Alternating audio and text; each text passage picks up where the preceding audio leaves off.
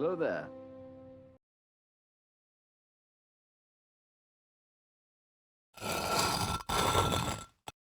Hello. Ooh, smacking the mic. Hi, everybody. Hey, Stellar. Stellar, do you want to join Discord chat? And I'll pull you in for our book chat. Hi, Wiz. No worries. And tell us thank you for the lurks. All right. I'm going to give it a few minutes for folks to join. Thank you for the stream streak, Wiz. But anybody that is reading along with us, if you would like to join us in voice chat, please go ahead and jump into the Discord and I will pull you into the stream channel. Otherwise, you are more than welcome to chat in chat. And if you couldn't make it today, this is recorded and will be on YouTube shortly. So you're probably watching it there. All right. I see Stellar. Hi, Grayson. Hello. This is not a normal stream, buddy. I'm so sorry. Uh-oh. Here comes my own Princess Donut. Hello. What'd you think of the second book? Oh, we're about to get into it. Hold on. I have demanding cats that need snacks. Oh, where did my book cover go? 1 second. Oh, because I'm on the wrong scene. Here we go. Ta-da! Book club scene. Yay. Okay. I fixed it. All right. I don't know if Katsuki was joining. I'm not sure. I didn't see a lot of folks give a thumbs up or thumbs down on if they were going to join today. So I don't know if we're getting Kivrin or Avron. I figure we just give it a couple minutes for my go live notifications to go out and then see if they jump in. I did a horrible job again of taking notes. I think I took notes up to like a third of the book and then I didn't write anything down. And I have already finished book 3. There's Kiv. I finished the book at 3 a.m. Kiv, did you want to join us in voice chat? No pressure if you don't want to, but you are more than welcome to. But I had to try to make a mental note for myself of like where to stop for book 2 because I already know what happens in book 3, which I gotta say, I'm reading between the lines really well because I am seeing the future.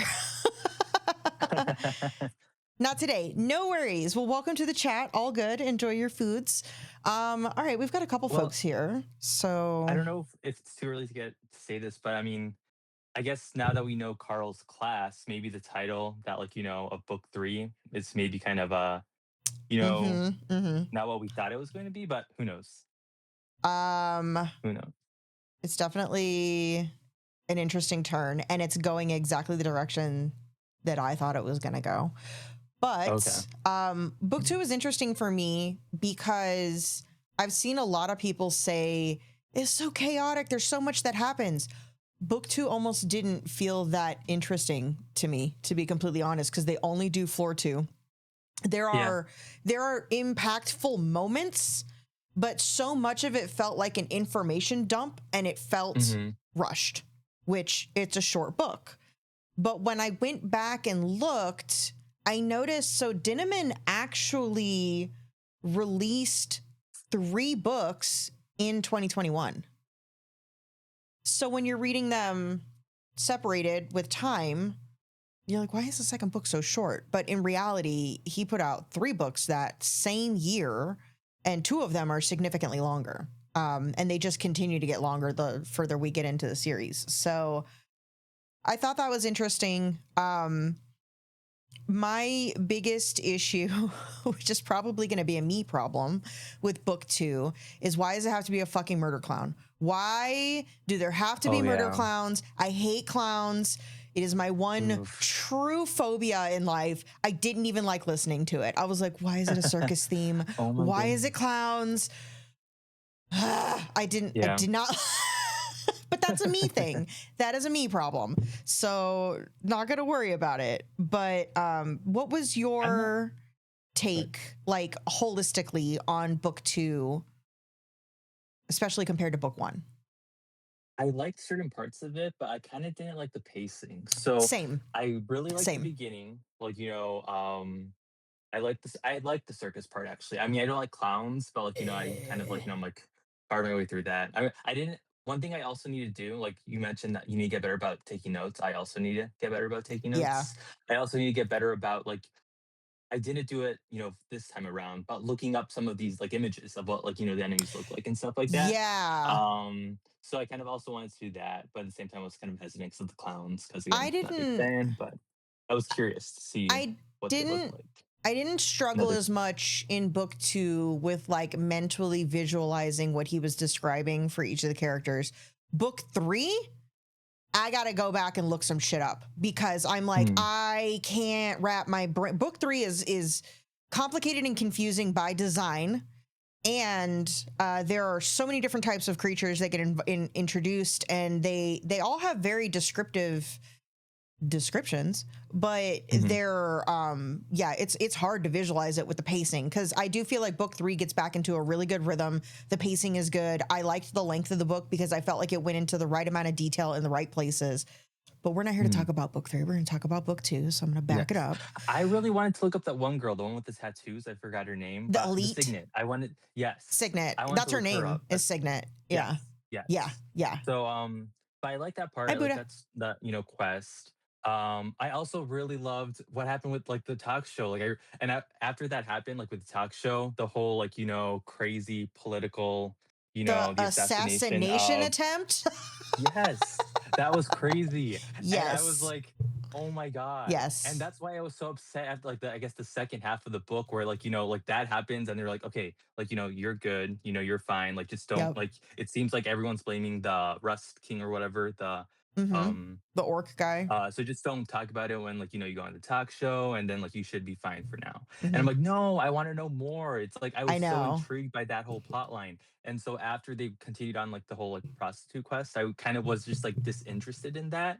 I got Yeah, because you had such a high point, and then you're like, we're back to the floor. Like, what the yeah. fuck? And then and Kotsuki, then it got get in better. voice It chat. got better, but Join you us. know, I kind of that's what it was still good. I liked it, but Mm-hmm. because of the way, they kind of he organized, this book, I was kind of a little book one's Yeah, better like than book two in my it was like opinion. it was all the information that I needed, Mhm. but it was just the way that it was. Hi Kotsuki.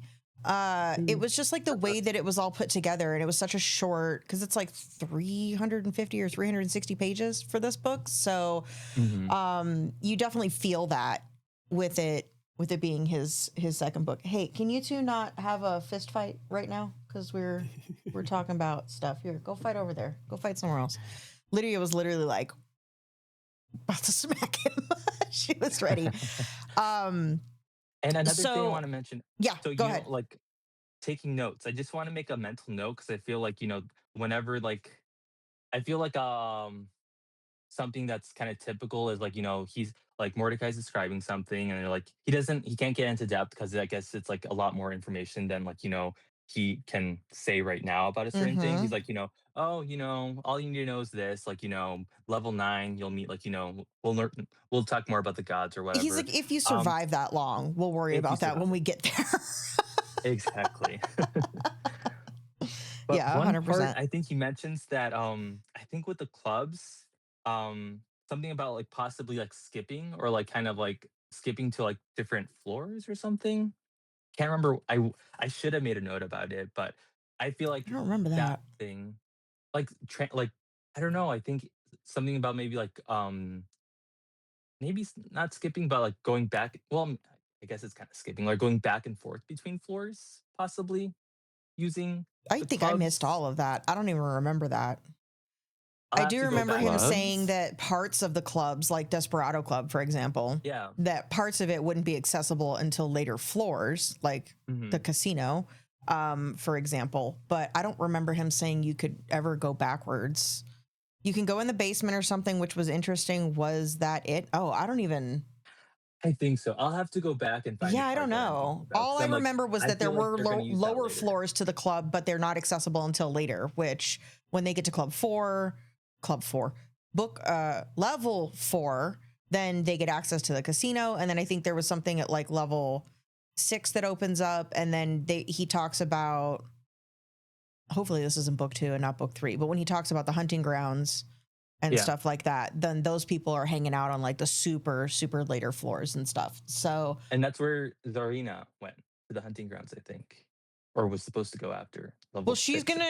She's gonna show back up on floor 6 because of the whole her series. You know, his genius moment of like, I'll give you guys exclusivity because your story is basically like, you need me more than I need you at this point.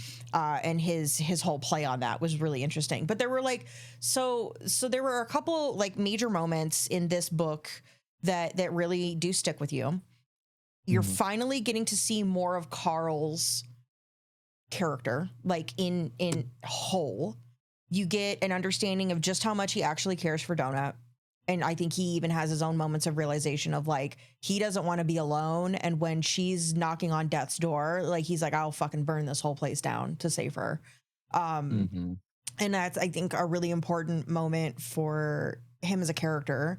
One of the things I picked on super early that I think some people with these books maybe doesn't pick up on immediately because of their own personal experiences, but like reading through the lines immediately on Carl's childhood trauma.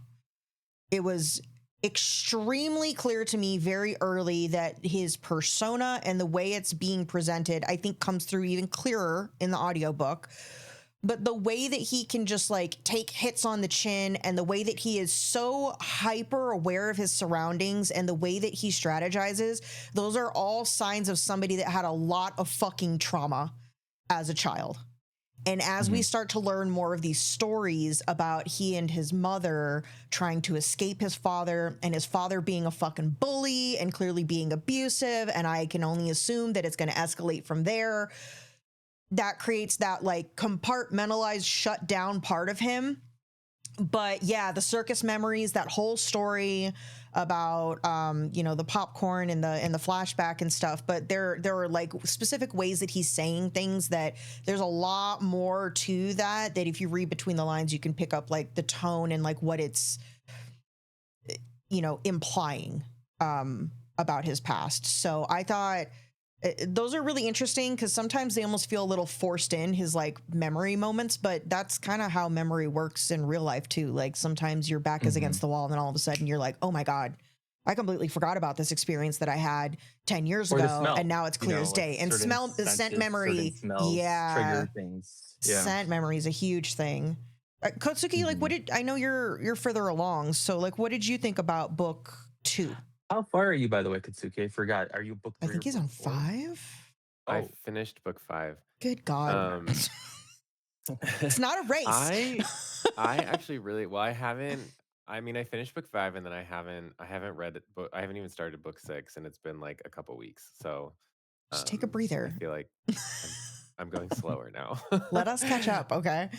But I really liked book 2. I think when I started the series, I thought more of the books were going to be like book 2, where there's like a town and other people, and you know, there's a lot more characters, there's a lot more story, there's a lot more to get like kind of lost in with book 2, which I really, really enjoyed. Because it's more than just like dungeon crawling. Did you like, not spoiling anything, but going into the later books then, did you enjoy that even more? Because I feel like it just exponentially expands very quickly with the number of characters and everything that you get introduced to. It does. I will say, and it's not a spoiler, but like the 6th floor, in my opinion, is more interesting than the 4th or 5th floors. Which has been kind of laid out that way. It seems like a milestone, like 6, 9. Well, was it 12 or 13 is the one 15? That's the furthest anybody ever made it? Right.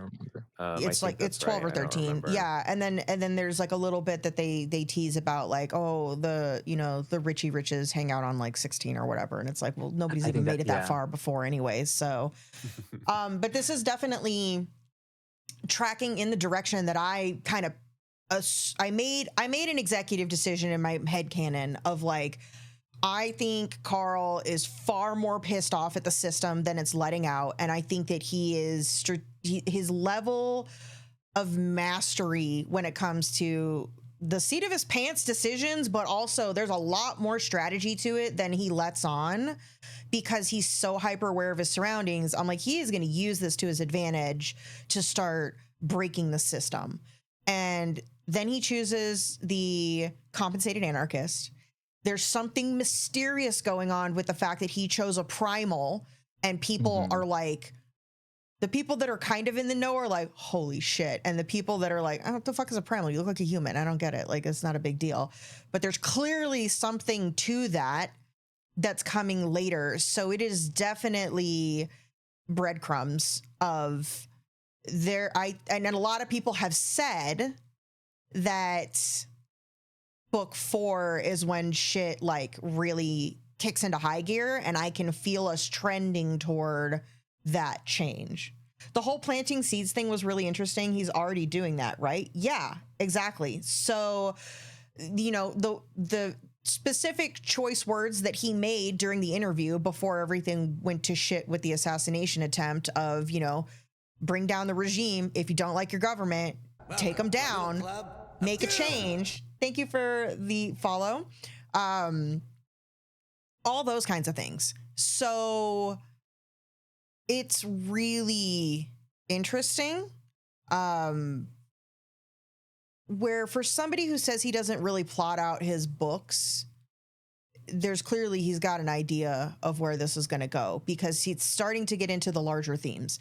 I do think that book 1 and 2 are much more surface, and a lot of people have a hard time getting into this series because they're like, oh my God, is it going to get deeper? And it does. And it kind of tricks you into it, because it tricks you into these conversations around like late stage capitalism and fascism and like these different factions that are all fighting for power, and all of that's developing. And then there's the whole, the characters are getting deeper.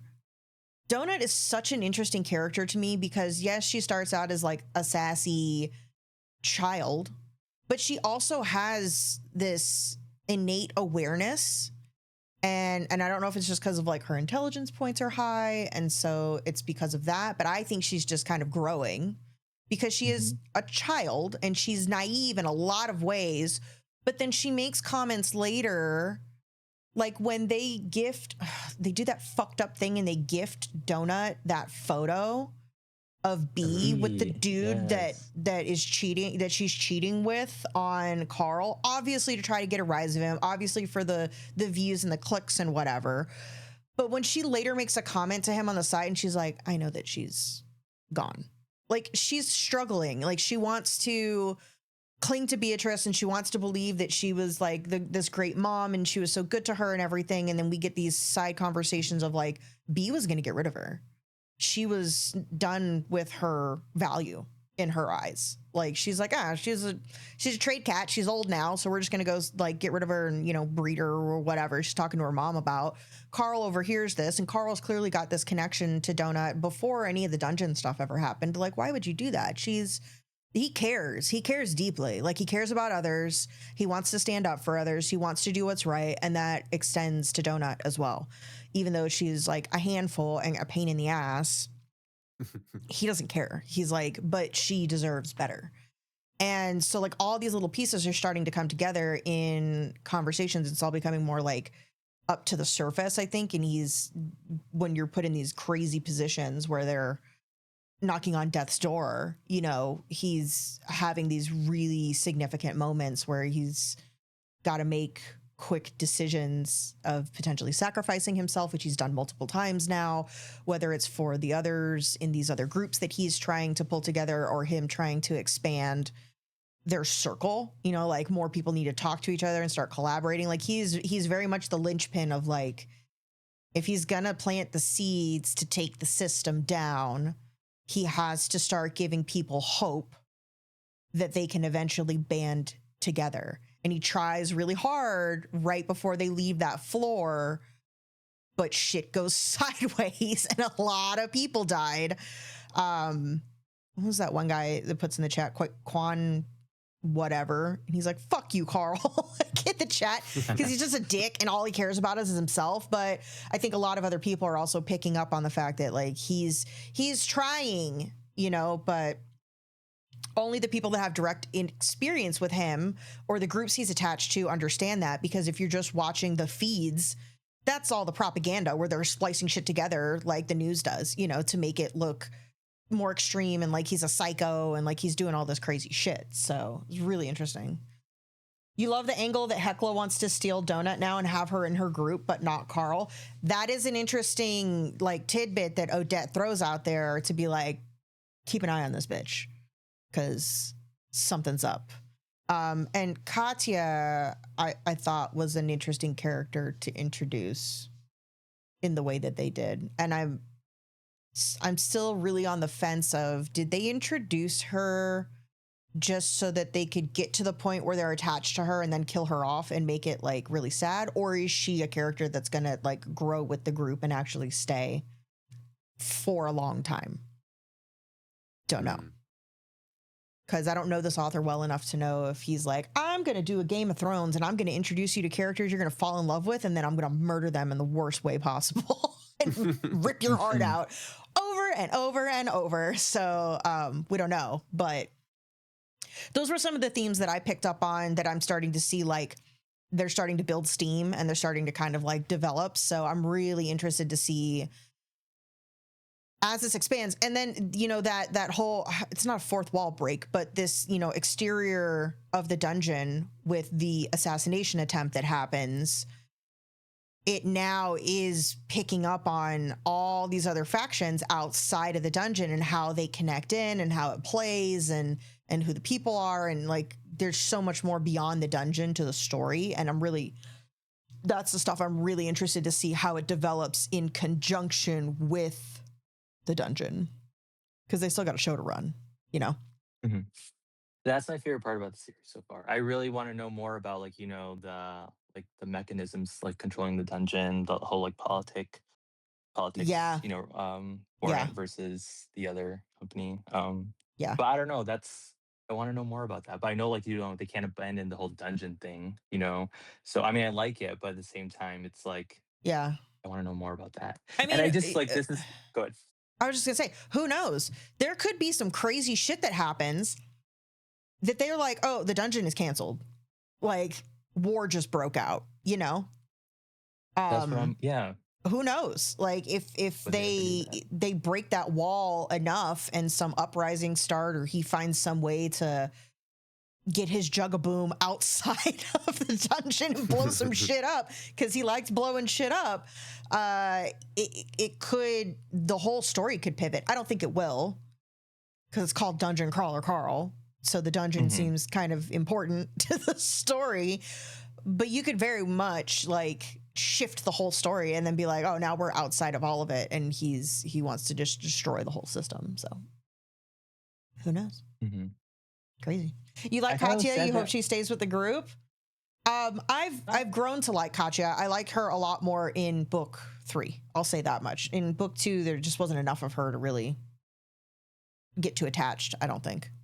They kind of introduced her all of a sudden. So like, yeah, you don't. I mean, from just reading book 2, I haven't read book 3 at all. I don't really, you know, she seems cool, but like, I don't really know much about her. So I'm like, yeah, you know, so it's good that I guess she gets more development in book 3 then. She really does. All right, but she really does. Like, yeah, I'm chomping at the bit to talk about book 3. Like I can talk about book 3 for 4 hours. I'm not even kidding you. There's so much that happens. I can't get ahead. I feel like if I get ahead, I'm dying. I know. I'm absolutely dying inside. I'm really afraid that at Comic-Con next week too, I'm gonna stumble on like all kinds of fucking spoilers, like because so many people are ahead, and I'm like, la la la la la, shut the fuck up, I don't know anything. I think it's inevitable. What were some of the funniest moments in this book? He has an erection. Mongo is appalled. Is hands down the funniest moment in the book for me.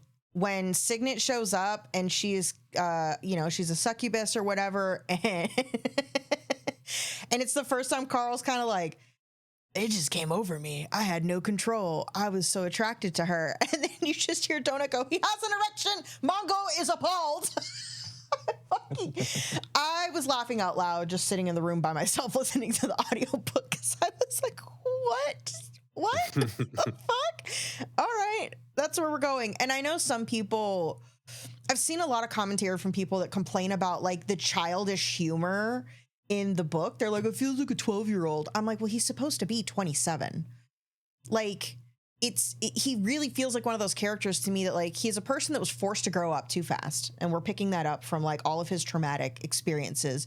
But he's also a 27-year-old bro that likes to play video games and go to the gym. Like, there's gonna be some of that in his Marine, and we yeah, he's former Coast Guard. Like, he's Coast Guard. You know, he's not.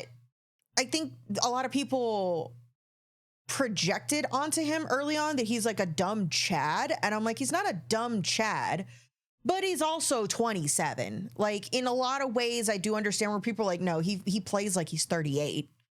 I can see that, and I can actually agree with that assessment, but I'm not turned off when he has those moments that are a little bit childish in like the words he chooses or how he responds to things. Like, Donut is a child, and he is still a 27-year-old who had a shitty girlfriend. Like, his life experience is not decades and decades and decades. So it makes sense to me when we have those moments of like immature responses to like what's going on. Also, his abrupt like decision making. Like, he's great at strategy and he's super observant, but also he's like, this is probably a stupid ass idea, but we're gonna roll with it and see what happens. You're more willing to do that shit when you're younger because you haven't had to live with like the consequences of things going wrong as many times. Where I think people become more gun shy as they get older because of experience and wisdom. So that plays to his character in these scenarios where he's like, I'm just gonna chuck a bomb at it and see what happens. Like, he doesn't have a week to think about his problem. He has 30 seconds before something's gonna happen, and he has to take action. So I feel like those all blend together really well. Mm-hmm. Also, I think, well, just the whole nature of the dungeon kind of also maybe pushes that trait to the extreme. Yes. Like, where he's just more foolhardy because he like needs to. Like, he's like, oh, I'm gonna try this. If I live, I live. If I don't, Yeah. I had a good run. So also, when he makes the side comment that he looked up the dude in the picture with B, and the dude's name is Brad the Chad 69. 69. Oh my god. I was just like, of course he is. Of course he is. Like, yeah, exactly. I was just, that's fucking great. I love Mongo so much. I love Mongo. Mongo is my spirit animal. And now he has a Pokeball, essentially. He is a Pokeball. I know, it's great. It's so good. It's so good. You love Mongo eating the dwarf's kid's arm, throwing it up, and the whole scene where the kid's sad. Yeah. That was crazy. That whole scene goes like off the rails so fast. And that is like closer toward like the end when everything kind of starts falling in place. And so it is like ramping up toward them trying to get the fuck off the floor. But yeah, the dwarf mom, that whole scenario with all the kids and then them all being bullies to the cultists next door. Like, they're not scared of them at all. And they're like throwing rocks and sticks at them and shit. And they're just like, stupid cultists. Like, the whole scenario is hilarious to me. I was like, this is great. This is so good. What else did I write down? Mordecai's whole response to getting made a manager was just great. Cause so mad. Donut's impulsive. Yeah, Donut's impulsive ass. The first time he like materializes and he's wasted and sloshed and that's great too. Grandmas. Right when they get to the floor and he's like literally putting his pants down about to get laid and he was like, god damn it. Fuck. That was crazy. That was like, oh, you guys got to be careful zipping him into your fucking safe space without warning. That's why he was like, I need 4, maybe 5 hours, and then I'll be back. He knew exactly what he was about to go do. But when they're picking their classes and they're going over all the options, and Donut makes the choice, and Mordecai's just like, motherfucker, he's so mad. And then like Carl has to kind of put 2 and 2 together and explain it after the fact. Oh my God, the whole way that scene played out was just picture perfect. It was so well done. I really love Mordecai's character too, in that like he is such a fully developed character of his own and his own personality, but he is also very much a creature of the system, and he is upset and he doesn't like it, but he also figures out how to accept it and adapt and then lean into his new role in like just like that. Like he's clearly traumatized from this experience of having to live through it so many times, and I don't think it's the first time he's ever had to be a manager. But I feel like that's such an interesting mechanic of how he works as a person. You know, like he has his moment, he vents about it, and then he's like, all right, what do I do about this? And immediately he's like, okay guys, this is what I need. And he's like just ready to dive in. And he's very matter of fact. He's clearly got that he walks the walk of what he's telling Carl of like, you can't save everybody and you need to just focus on the next task and not try to get so attached to so many things. And like, he's not just saying those things to say it. He also is putting that to practice in a lot of ways. And so he's always the one trying to keep them on the straight path to the next thing, and then they go off and do crazy shit, and he's just sitting there like, probably needs antacids and ibuprofen to deal with all the shit that they're putting him through. Mm-hmm. There was a point in the book. Driven. What were you saying? And he's just definitely driven, like, kind of moments very, like what you mentioned, like when Katya, like, when they were first adding Katya, and he's like, oh, she might be a good addition, and then like, but if she dies, be sure to get that ring, like, the one that added like HP or something. So yep, for sure. So there's a point in the book where Carl was trying to find out why Mordecai was so mad, and he couldn't get a straight answer about it. So there's more to be told. Oh, of course. Well, in the whole, okay, I don't remember if this is in book 2 or book 3. I think it's in book 3, and I don't want to say anything. Oh no, it's in book 3. Well, I'm gonna save it because it's definitely a conversation. It's a very important Mordecai moment. And it's definitely in book 3. I think it's like in the midway point of book 3. So, I mean, he's so mad because like essentially he wanted out of the whole dungeon system. I feel like, he just doesn't want to, like, kind of like you were saying, he probably went through this. He's been like managers before, and he's like, I'm sure he like, maybe at the beginning he like really bonded maybe with like, the crawlers, and like he definitely like, I feel, has a connection and bond with, Carl and Donut, and he doesn't want to, see them fail, but he knows that like, their survival as they get deeper into the dungeon is like, it's going to be a lot harder to survive. So he doesn't want to see them die, he doesn't want to see them fail.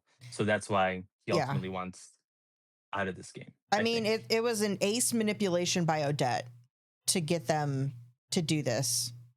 And of course, anytime there's a trope of like, oh, we made this decision, but this character needs to never know that we did this, he's going to find out at some point and shit's going to hit the fan. Mm-hmm. I feel like at some point, somehow, Mordecai and Odette are going to end up in the same room and some shit is going to go down, because there's clearly ulterior motives going on with Odette's manipulating of the whole situation, of like feeding only the information that she wants to feed to people to get them to make certain decisions. And she clearly has a history with Mordecai that there's more to. Mm-hmm. So on top of he's not, I still don't know if I fully even believe this whole trope of like, oh, well, once we've completed our contracts, like we get to be free and we can do whatever. Yeah. I think they're just memory wiping their asses and putting them right back in the dungeon, just like they do to all the NPCs. Like, I don't think that that's true. I think it's a farce that they feed them. We'll see, but I think it's either that or they just like change the rules, or like, oh, there's actually fine print in the contract, or they kill them off. Like, who knows? Like, it could go any number of ways. Then none of them are good outcomes. But he does let them know, he's like, I'm not screwed from getting to like basically retire. I'm just delayed because now I'm here for the rest of the time that you guys are in the dungeon, and then once that ends, or if I die, then I'm free. So we'll see. What Kev is saying about the assistants, definitely. Like Mordecai seems There's to a be point like one of the made best about how the other ones. guild assistants or whatever they're called are so bad. Yeah. I think when Katya joined and was helping her sort out her face, seems like a huge stroke of luck that they got Mordecai. Yeah, like and you could get really tinfoil hat about the whole thing too and be like, okay, Carl is doing extraordinarily well in the dungeon. He got the best fucking guild trading guy manager possible. There's a few times that the AI has made some executive decisions on his behalf to his benefit that are sus. And the AI also, I'm really curious, does the AI know the same level of detail about everybody in the dungeon, or does the AI just have a hard on for Carl? Because this shit with Beatrice, and then there are like other details that come up in book 3 that are like really personal, specific things about him that are not from the moment he entered the dungeon. They're from before. And yes, they send people to the planet and they do all this research for a long time, but it's like, do they have that level of detail to play mind games with everybody? Or is there a bigger story at play that Carl was chosen specifically? And this whole thing is not a series of coincidences, but some master plan that was like, this is the person that needs to get paired with these people in this scenario for like these specific domino effects to happen.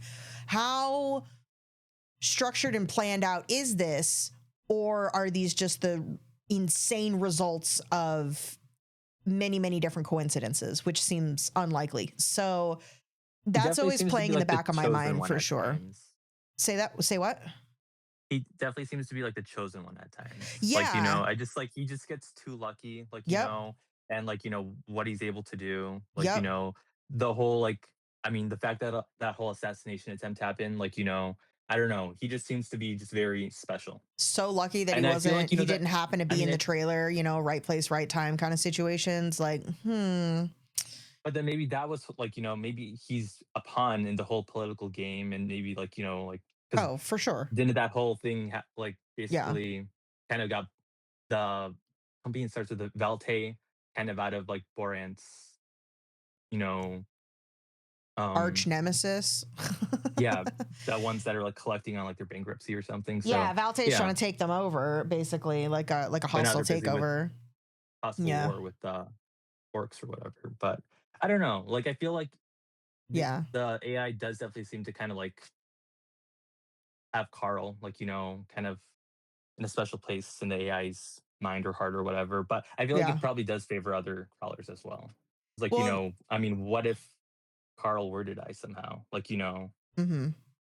even though they probably I maybe would wouldn't let think it. that they're not putting all their eggs in one basket, and there are Yeah, probably multiple people that multiple groups that are are favorites. manipulating in some way to try to receive some type of an outcome. Like it seems like layers and layers of espionage and layers of trying to bend things to certain scenarios.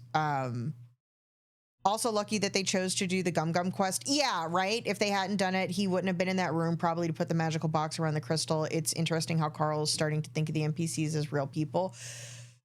It is crazy how the way that some of these floors are laid out, the cockamamie way that you have to get to the point that you're in the right place to figure out the right decision at the right time to prevent catastrophe to then survive is like, what the fuck are the odds of that? Like, Mhm. huh? How convenient. It's like, Yeah, it's like I feel like certain things are being fed to them in a way, because it's like the odds of, and not just them, but when you think of like, there's still a couple 100,000 folks that have survived up to this point, and they're all going through their own different variations and scenarios of this. So it's, maybe it's not that deep, and it's all just for story building. But I don't know. A 3-generation spell that was cast, it was going off no matter what. Yeah. Like that was the whole Beanie Baby thing. Immediately when they were like, this chick's obsessed with Beanie Babies, I was like, what's up with the Beanie Babies? There's something up with the Beanie Babies. Like, what? I thought You that don't too. introduce a weird item like that in mass quantity. And the fact she's got like one of every race and one of every kind, I was like, I don't think it's a merch opportunity. I think there's some dark magic with those. I was like, something's Because that one guy was like, oh, I took them all and put them in my inventory. And I was like, I love the true nature of inventory hoarding, just like all of us gamers. They're like, every single thing you can loot, put it in your inventory. And I'm like, I feel so seen. I feel so unbelievably seen right now. And the fact that it's like, it's unlimited too. So they can just put as much as they want and anything that they can lift. I'm like, this is great. Because as people are getting like 50 points into strength, they can lift, you know, a car at that point, so they can just be like, zoop, this is mine now, which is just going to open it up for like even more interesting things to happen down the line. So it was crazy. And they said there's no limit, right, to the inventory. It's just like it just stacks forever. You know, as long as they can pick it up, they can put it in there. And as long as it's not living. Yeah. I think, right. And like it'll keep things in stasis, you know, so things don't decay or spoil while they're being held in inventory. Because he, at that one point, he puts that nuke in his inventory and he's like, file this for later. And you're like, what? It's like an explosive that's like a half a second from blowing up. So it's like, well, that's gonna definitely come into play at some point in the near or not so near future, but in the future. God, what else? Like his whole very emotional moment with Donut was very sweet, and how bad he felt that it was actually his fault that she was taking all this damage and almost died because he didn't understand how the cleaner bots work on that with floor. And they were, and so they were stabbing her over and over. And then Mongo is just distraught trying to save her, but also damaging himself in the process. And it's just, that whole situation was like, oh God, it was a lot. Or before he entered like the circus tent, and then he like tells Signet, like, you know, if I don't survive, please let like Donut go. Like, you know, that was so sad too. Yeah. Like, you know, like, he just really cares for Donut. He's so ready to sacrifice himself, like whether it's for some of the groups that he's become close to, or that one dwarf mom, like, you know, he didn't even know her, and like, you know, he's already like, you know, protecting her. Yep. It's very much in his nature, which I think is a character trait that he developed from being bullied when he was little by his own father. He's probably developed a bit of a hero complex that he doesn't want to see others suffer because it's so triggering for him. And so he inserts himself in these scenarios where most people will probably be like, not my circus, not my monkeys. Pardon the pun. But like, you know, he's like, it's not my problem. He's like, no, this shit stops here. I'm not having that. It's probably also something that drove him to be somebody that wanted to be in shape. Like he goes to the gym and he's a buff guy and he's strong. And those are all things that are probably traits that he developed from his experiences as a child. Very strong sense of justice. Yeah, big time. And that was what I picked up on very early on, that I'm like, I think he's got a chip on his shoulder that is from some deep-rooted trauma that he is then going to turn and project on this whole system and be like, you know what? No, we're not doing this. And he is going to just be patient and wait and learn and piece together information and figure out how he can wiggle his way into the cracks in the system and then just bring that shit down. And there's clearly already other groups that are trying to get into that place because the stuff going on with Valte and Agatha. And it's like, okay, so there's some type of infiltration situation going on here. What's that going to turn into? And that's kind of what keeps me interested, because it's like how does he do that? I mean, because they exist in the dungeon. So I feel like if you like, you know, obviously he needs to be like sneaky about this whole thing, because I feel like if he were to like be found out, then like they can just like, you know, snap their finger and he like disappears. Like, you know, that's what I feel like. And like, what does life look like outside the dungeon? Like, I'm so curious about like, you know, the viewers at home, like, you know, like how do these people just get to like kind of enjoy like, you know, life outside of the dungeon, like, you know, from the comfort of their home. Like, I'm just interested in see if we are ever going to be able to see what that looks like. Because all the people viewing are all people that have been affected by the Syndicate at some point. These are all people from other galaxies and planets and such that have been conquered from previous seasons of the dungeon, because otherwise how would they even be aware that any of this exists to participate in it? So these are likely people that are of the groups that started all of this a long time ago, or the remnants of people on the planets that were taken over before, just like Mordecai's talked about a few times, where he's like, yeah, when they came to my planet, and then he had to go through the dungeon and all of that. Like, well, what happened to all the people that didn't go in the dungeons?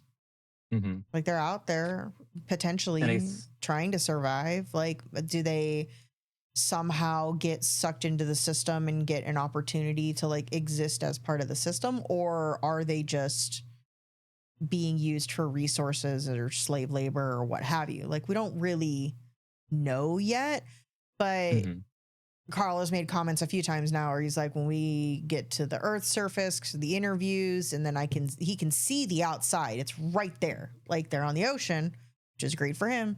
Coast Guard, he knows boats, which I don't feel like is a mistake that they're connecting the two there. But yeah, the fact that he's so close to the other side of this prison that he's in, I think it's just a matter of time before he finds some way to break that wall and then really start some chaos. Kotsuki, what was your favorite part of book 2? Gosh, that's hard because there's like 3 mini There really are. It's kind of like sections of the book. Different acts. Yeah. I think learning about what was her name? Signet? Yeah, Signet. Mm-hmm. Signet. I loved her. Yes. Super interesting. Knowing that like we're gonna see her again on floor 6 is fun because there's like kind of something to look forward to. I think the one thing I like really actually don't understand and kind of in this entire series is like the cleaner bots. Um, like why were the cleaner bots attacking Donut? It like really doesn't make any sense. It was kind of it was an accident because he built a shell to try to protect her out of junk, and they were just trying to clean up the junk. Yeah. But because they're sticky little urchins, they were stabbing Donut in the process of trying to break down this material that was around her that was intended to protect her. So it was like a negative outcome from something that was intended to be a positive.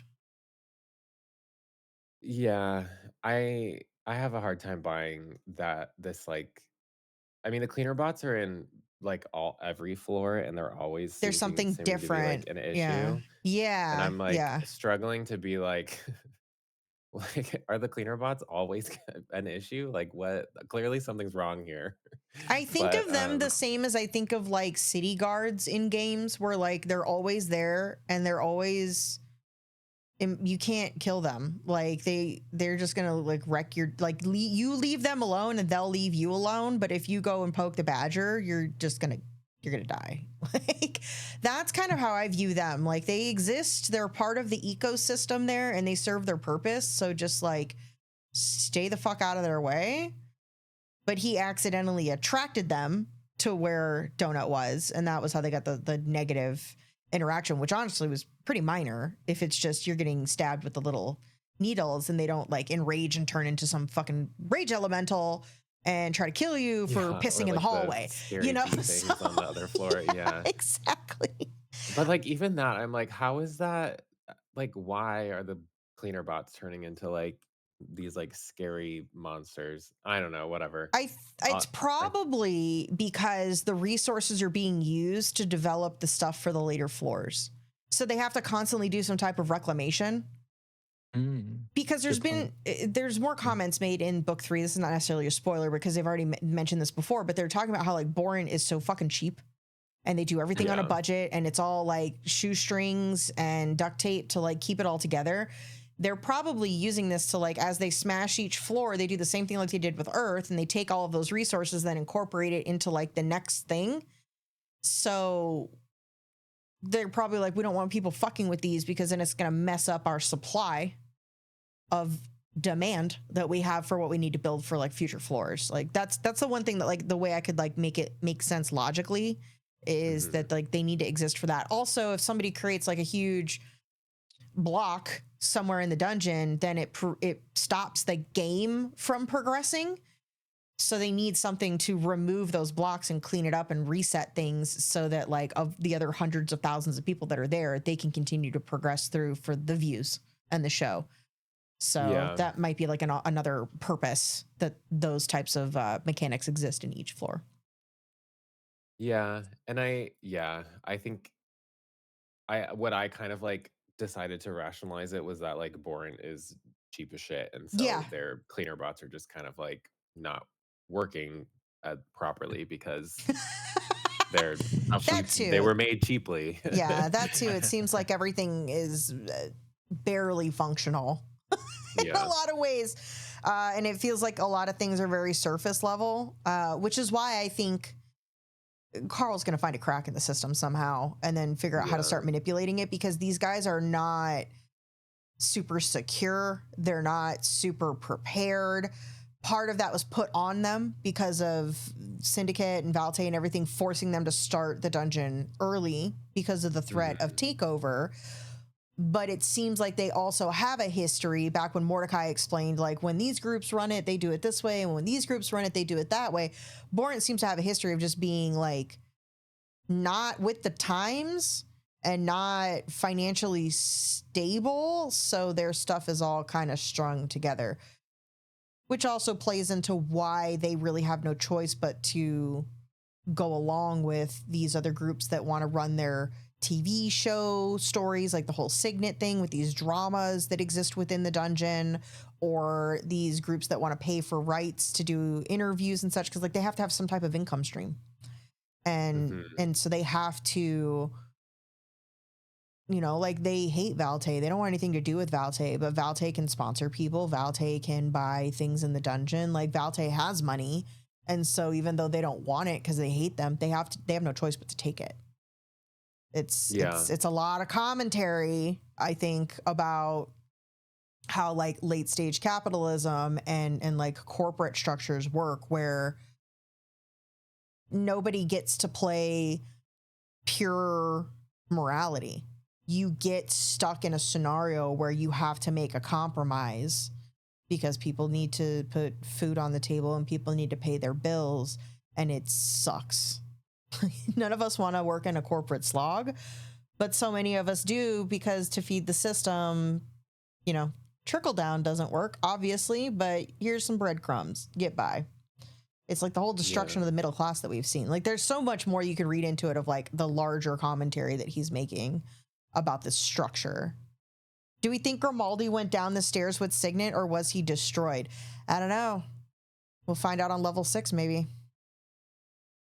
Yeah, I think there were 2 other things that I wanted to, say. One, Mm, because you guys were talking about, um, Carl, like, getting by with the skin of his teeth, like, is he favored in the dungeon? right. Like, so many things where he, like, does this, like, perfectly, like, storyline, whatever. Uh-huh. But, like, on the other side of that is, like, he didn't have to do this crazy quest with the, magistrate and, like, whatever. Yeah. Like, yeah, the bomb would have gone off, but he also could have, like, left the town and not been in the radius of the bomb. Right. Like, there's things that Carl does because he obviously, like, is a good person and wants to save Mhm. everyone and, um, but he doesn't have to do those things. Like, if he really just wanted to survive, he could be doing things very differently. Right. You So could just listen to Mordecai.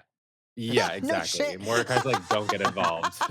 If he's like, eat, sleep, The train, voice of repeat, eat, reason. sleep, train, repeat, like just Yeah, fucking survive. exactly. I mean, he could, but Um, if so he he is did, like he'd be boring and maybe the dungeon would have killed him off. yeah, True. Who totally. knows? That's kind of like the other side.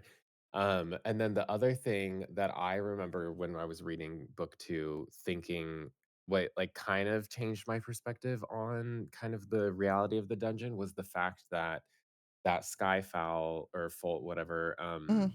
guy that blew up or kind of blew up, um, was a previous crawler. And that to me was crazy.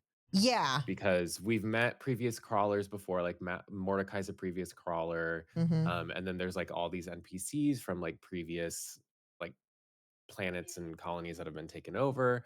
But like that one guy being a previous crawler was crazy to me because I was like, wait, so did he like get to floor 10 and then this was like his deal that he signed?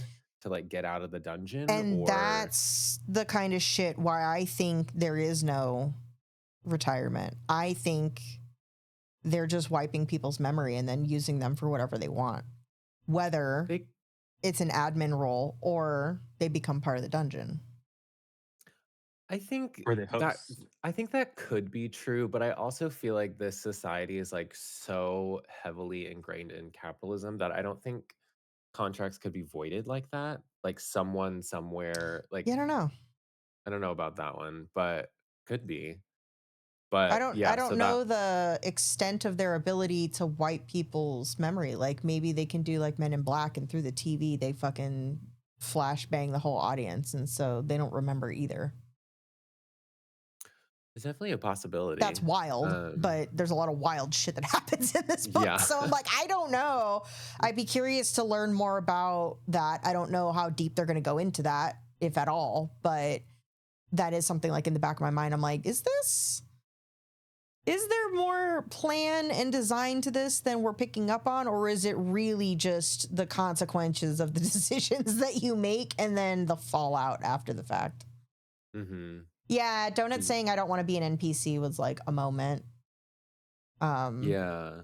I and just thought and it was so crazy, and like you I remember someone somewhere earlier in the series, like in book 1 or, maybe it was book 2, said, like, "Don't take the offer, it's not worth it." oh yeah, Mordecai. Like He says was it. it Yeah. Mordecai? Okay, yeah. He says it right And in the that beginning when he was like, if you're gonna like, don't take the deal the first time they offer it, like, because the deals get better as you get further.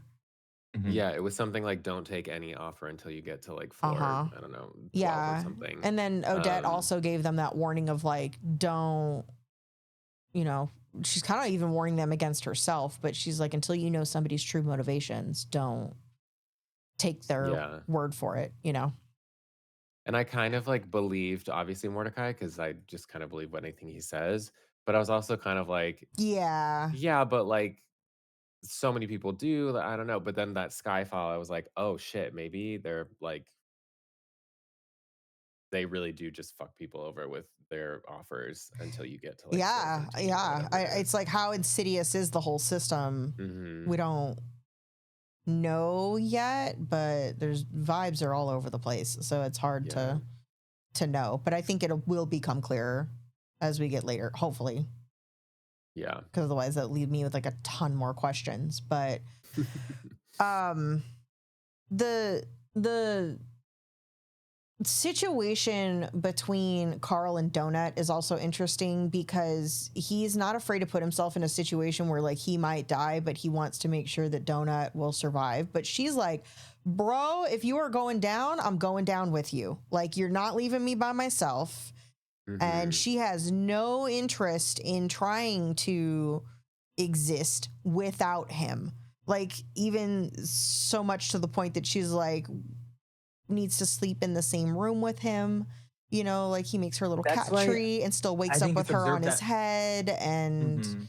yeah, That's why I like, think it's absurd that Hekla's trying to take Donut, because there's no way Donut's oh, going to willfully yeah, go. Like, there's definitely she's gonna have some. to, like, do some magic, or, like, it's gonna be some weird deal I think a if she lot of tries to take Donut. people, I think a lot of people are really cocky in thinking they understand the scenario and the situation better than they do. And people assuming it'll be much easier to drive a wedge between the two of them because they don't really know the full picture. Like, if they're not there with them day to day, their only viewpoint is what gets played on the recap shows and what they see on the interviews and the propaganda that gets spliced together in the clips that get shared.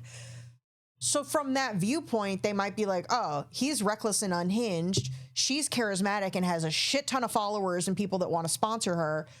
She's valuable. And so we want her and we think it would be easy to separate her from him. But the reality is so different in that they are so truly bonded, and obviously their relationship from before the dungeon ever existed. These are not two people that wandered into the dungeon and then decided to group up out of convenience. Like, there's already a history there. And it is interesting seeing like outside players trying to read the situation and then think that they know how to manipulate it to their benefit, and it blows up in their face every single time because Donut is a ride or die, and so is For Carl. sure. 100%. For sure. I don't think they'll Something separate them. I don't see that happening. And like if they did separate them, it would be for a very short period of time, and then they would come back together. Like it's too. That would be detrimental to The series. the whole concept. Yeah, I think that would be really problematic. The same way that I think the way that Mordecai is being presented to us, if there was some wild twist where Mordecai was actually evil and trying to do something nefarious, like I wouldn't be on board with that at all, because he's just not, there's no even minor inkling given that he has any of those types of intentions. Whereas Odette is presented as a character that is two sides of a coin. You're not getting the full picture. You know that she's manipulating. You know that she's played this game. You know that she's fucked over Mordecai in the past somehow, and likely is what led to his brother's death that he clearly can't process and move on from. So like there's all those layers to it, and Mordecai feels like a very straightforward presented character that what you see is what you get. There might be more to his story, but I think it's trauma. I don't think it's ill intent. Something to do with his brother.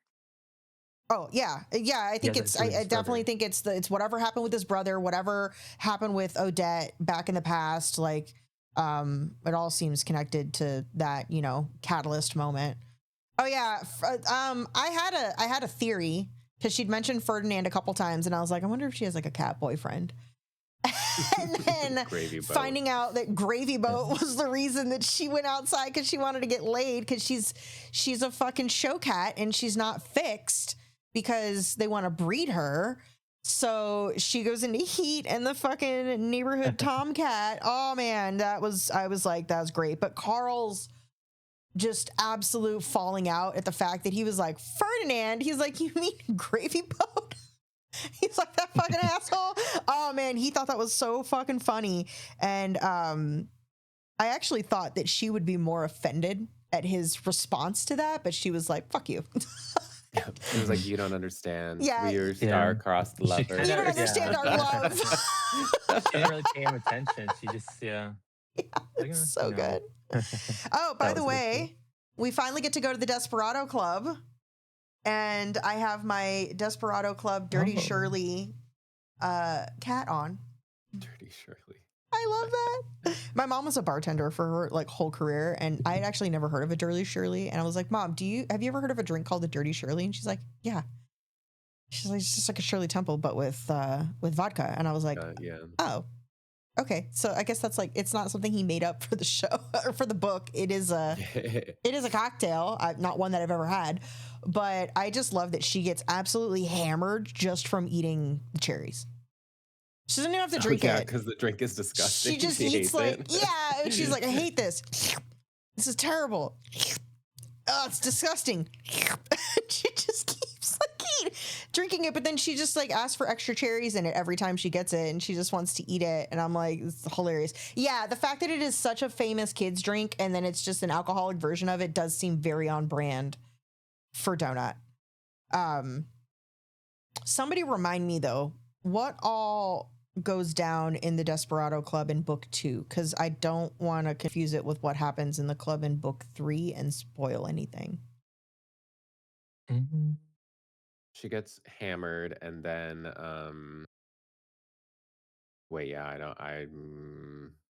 right, I think we're both thinking of the same moment, and I think that's in the next book. She does get hammered like every time they go in the club though, which is hilarious. They meet Quint and make a deal to get a starter kit. Okay, so they meet the drug dealer guy. All right, so what I'm thinking of is going to happen in the next book. Because now that they have access to the club, they go multiple times. Yep. So they meet the Australian guy. He has an Australian accent in the audiobook.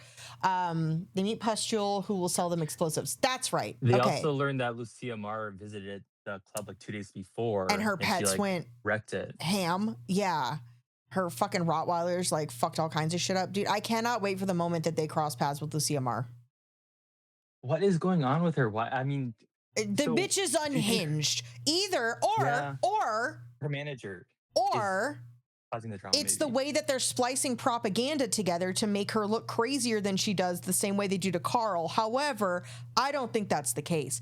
I think this fucking 12-year-old is just out of her goddamn gourd and being manipulated and fed bad information by whoever her trader guild person, manager, whatever is. Because it seems, and what happened to her to make her this way? Yeah, it's like she seemed like she was already pretty nuts going in. Watch, we'll find out that she was like Pablo Escobar's fucking daughter or some shit in the real world, like before she came in. So she was already psychotic. But she's being set up great as a very intriguing, mysterious, unhinged potential villain. And I cannot wait to see them cross paths because Donut is gonna fuck those dogs up. She will. Big time. She's gonna be like, magic missile. Yeah, she hates them. It's so funny. She hates them so much. She almost hates them as much as she hates corgis. It's fantastic. Or not corgis. It's the Cocker Spaniels. Oh, that's what it is. Cocker Spaniel. Yeah, sorry. Close enough. So funny. She's so mad though. She hates them so much. But yeah, she's nuts. But that's right. He got his hands on a bunch of new explosives, and then he's just trying to figure They out meet the how to. Hobgoblin with the really good hearing. Yeah. Yes. Oh yeah. It makes me think of that scene in Project Hail Mary when he's talking to the camera and he's like giving notes and he's like, privacy is at a premium. And he's like, who are you talking to, Grace? Say hi, Grace, friend. And he's like, you can't hear me right now. And he's like, I can hear you fine. And he's like, God damn it. This is the exact same thing. Same vibes, same everything. Of like, I have great hearing. She also did not seem all that offended by the shit that Donut was saying because I think she's heard it a million times. But that was a great comedic moment where I was like, the fuck. And they're gonna meet her again. Like, didn't he say like get friendly with her because she's like basically if they she's go to accessible that market, now, like when they go shopping and stuff. So yeah, I think she's gonna be his explosives dealer thus forward. And then clearly like Quint and Mordecai go way back, so he's gonna be their source of the drogas and alchemy stuff, because like Mordecai is clearly even from before he was in the dungeon, like his specialty in the real world was around like fungus and poisons and things like that. So he's like an alchemical master, so that's his wheelhouse. And so him and Quint makes a lot of sense that that's who he kind of clings to, because he's like, I can get access to the stuff I need.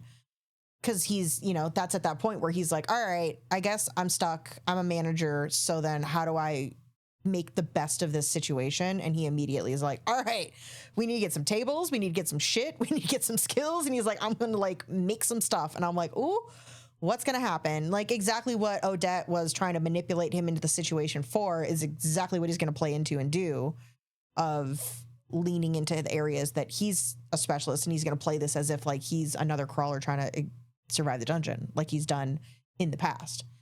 He is such a wealth of knowledge because he's been around for so long and beyond for them. I mean, the fact that he'll steal the pamphlet, or like, yeah, I guess he's like stealing it, yeah, and he just like they'll like scope the scene. Yeah, I mean, I feel like he's definitely, I like you mentioned this earlier, like like I don't know, I like Odette, but I definitely feel like she is kind of more for herself. Like ultimately, she'll do for sure. She'll choose the choice that benefits Odette ultimately. She's a charismatic character, but yeah, she's definitely two-faced as fuck. Yeah, I don't see Mordecai ever betraying them unless, I don't know, something like really crazy happens. So yeah, but, I really don't. Like, I could see there being a scenario where they think they've been betrayed, but it was Mordecai making the best decision he could in that situation, where it's a lose-lose scenario. But I just don't pick up in any sense that like I said, like, I don't think Mordecai has any ill intent. He's not trying to screw anybody over. He is just trying to make it to the next day. And that's his does Book 2 talk about his like motivation for helping them? at all? I don't remember. No, not really. Okay. No. No. It's really just the beginning of him finding out he's a manager, being super pissed about that, and then just being like, all right, well, I guess this is what we're doing. And then like you see a lot more of his personality, his knowledge, his skill set in book 3. Like book 3 is where he gets to flourish quite a bit more.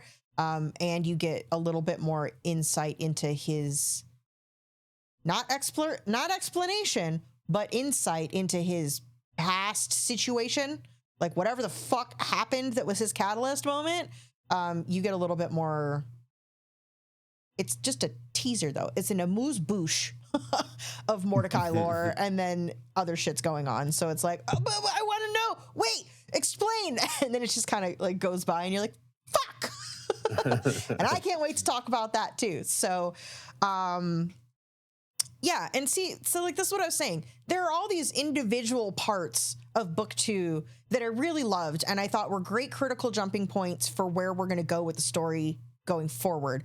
It's just the way that it was all tied together and felt so rushed through only seeing one floor, only having like one major moment really happen outside of the floor, which is the assassination attempt.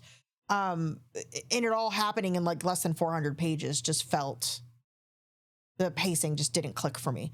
But I'm just surprised there wasn't more fallout with that assassination attempt, because like with Carl's speech, like, you know, who's he's to say basically there like, you won't know, be? I mean, the book well, ends true. pretty quick after that happens. So we got another 6 books to get through. There's no way that that shit's not coming to blow back on them.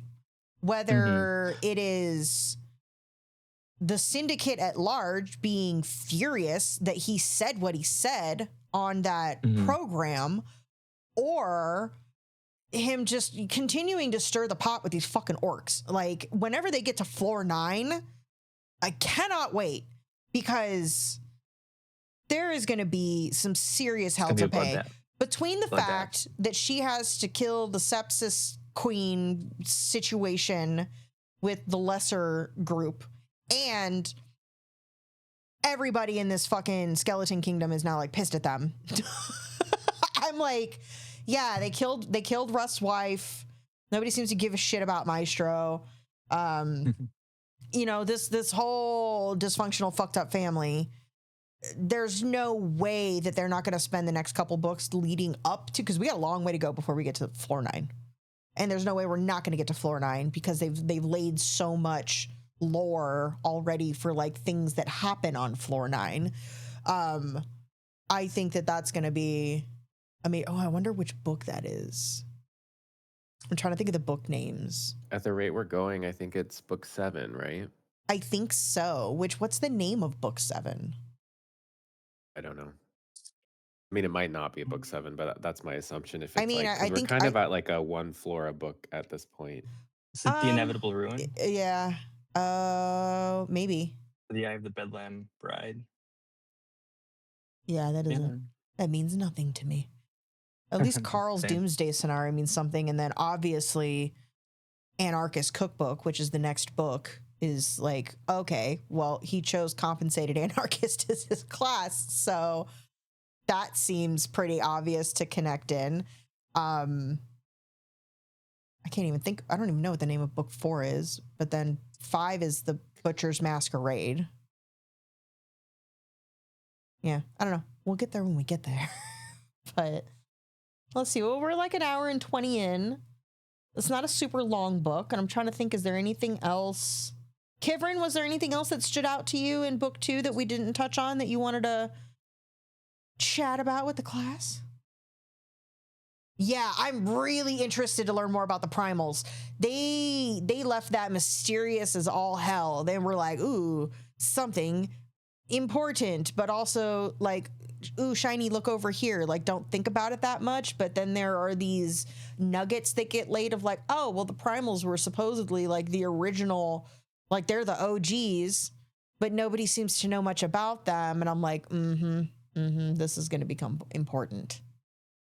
And those are the types of moments where I'm like, how much of this is him, the consequences of his decisions, and how much of this is like he's being fed scenarios where if you know his personality enough, you know there's only one path he's gonna take. because it almost feels predictable, but then at other times it's like complete chaos. It could go like 50-50. Like, I really don't know. It's like a coin flip. That whole situation in the circus, I had no idea he was going to do that. That was kind of like, yeah, that I'm like, oh wow, I didn't know this was an option. But that's just the nature of his character, his personality, his class that he chose. Like, not going this path forward, but finding his own path, basically, of how to do things. So, Kiv, what I recommend, I need to make a command for this so that we have this on demand, but I recommend the wiki.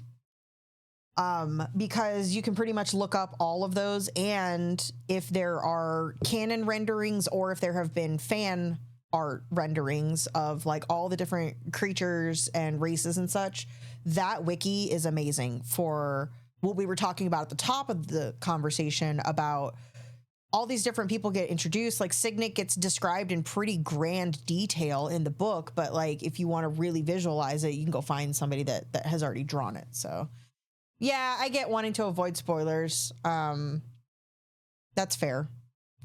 But yeah, it's a lot. And it just becomes more and more with every floor too.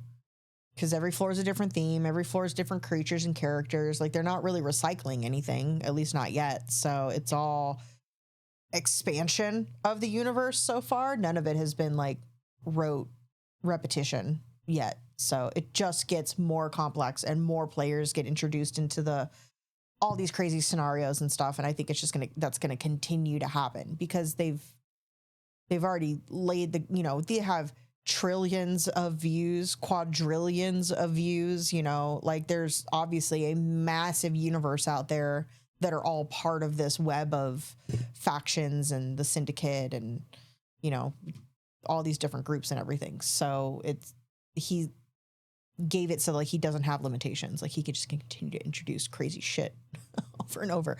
And the creatures just keep getting wilder.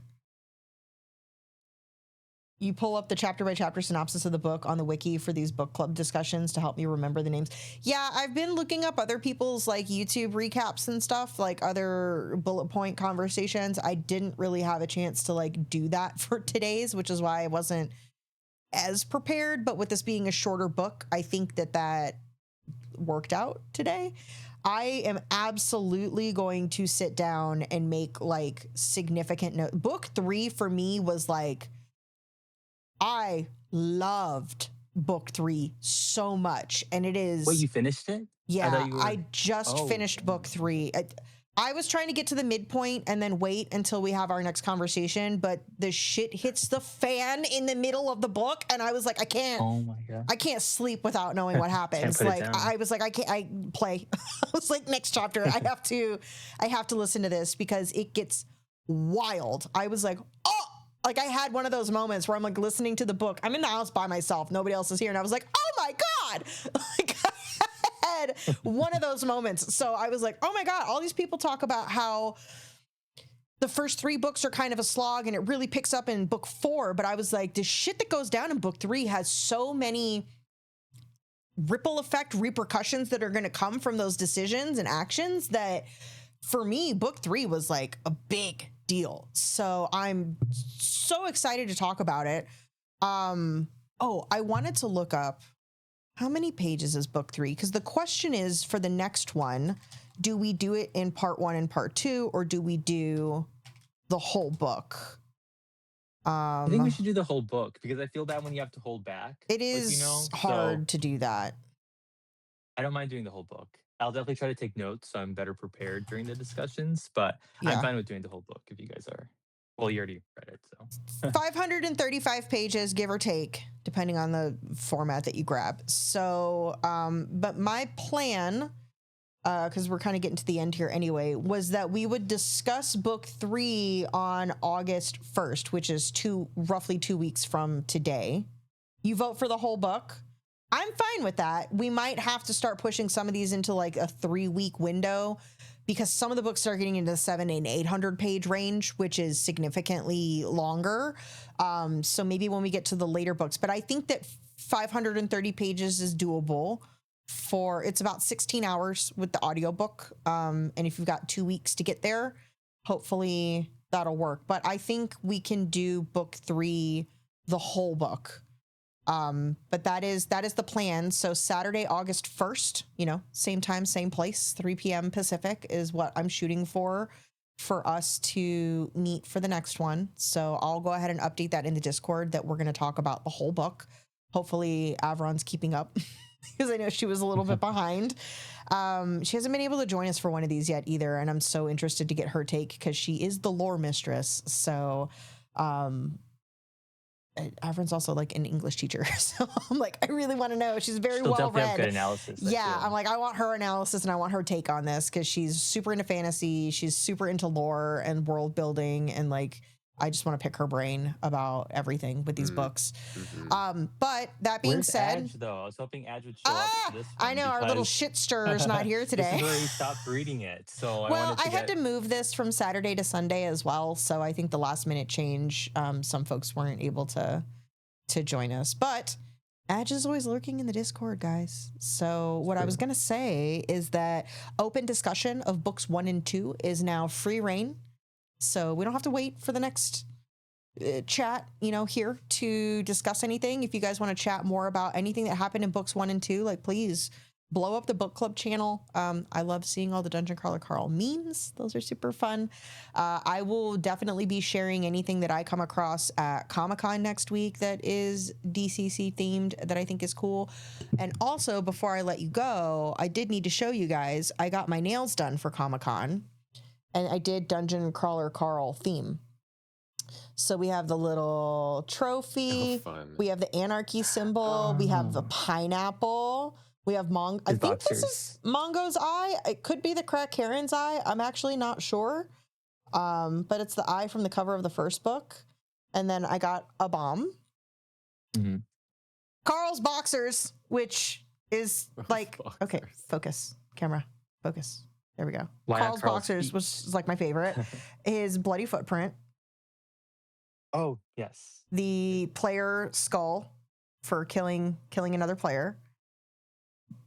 Tiara, of course, which is actually like a 3D rhinestone tiara that's like glued on my nail. And then a little donut. It's like a little Simpsons sparkly donut. Simpson donut. Exactly. But, Princess Donut. So these turned out amazing, and I fucking love them. My nail girl absolutely crushed it. So this, with my Desperado Club shirt, I am all set for all the Dungen Crawler Carl nonsense next week. With that, I am not streaming tonight because I have way too much to get done in the next 2 days before I have to leave town for Comic-Con. So sorry to change that last minute, but my return stream should be the 31st. Friday the 31st is what I'm shooting for because I don't get back until like mid next week, and all that fun stuff. So hopefully I will see you all in the Discord. I will be posting updates on Instagram and everything of all of my adventures during Comic-Con. If anybody is going to Comic-Con, please connect with me. Come say hi. That would be amazing. I'm sure I'll run into Jimmy JJ Shabadoo because I see him there every year. But yeah, that is pretty much book 2 of Dungen Crawler Carl. So I think we'll go ahead and wrap it up here. As soon as I've got a copy of the recording, I will get that uploaded on YouTube as well for anybody that wasn't able to join us live. And then I hope to just keep talking all things Dungen Crawler Carl with you guys in the book club channel. And thank you guys for joining today. It's much more fun having the live conversation with everybody and not just like talking to myself about the books. Right. Of course I will do a show and tell, Kiv. Of course I will do a show and tell. I always get so much swag at Comic-Con, so I will bring all my goodies and we will talk about all things Comic-Con. Be careful with spoilers. I feel like it's a dangerous zone, but sounds like it'll be exciting. I'm just gonna have to try to keep a short memory, and if I do learn something, I hopefully forget it very quickly because I don't know how well I'm gonna be able to avoid that. I do feel like most of the stuff I see out there on the interwebs is from the first couple books. It's all things that we've already covered. I don't feel like I'm coming across too much stuff from the later books because I think the fandom around the books is a lot of people are just jumping in. So it's like early stage stuff, not late stage stuff, but we'll see. Who knows? But yeah, I'm gonna go ahead and jump out of voice and wrap this up, and I will talk to you all soon. All right, bye. Yay! Bye. Have a good night, everyone. Bye, guys. Have a good one.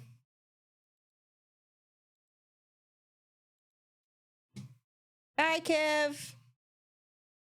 It's like hi, Zev, but bye, Zev, but bye, Kev. Bye, Kev.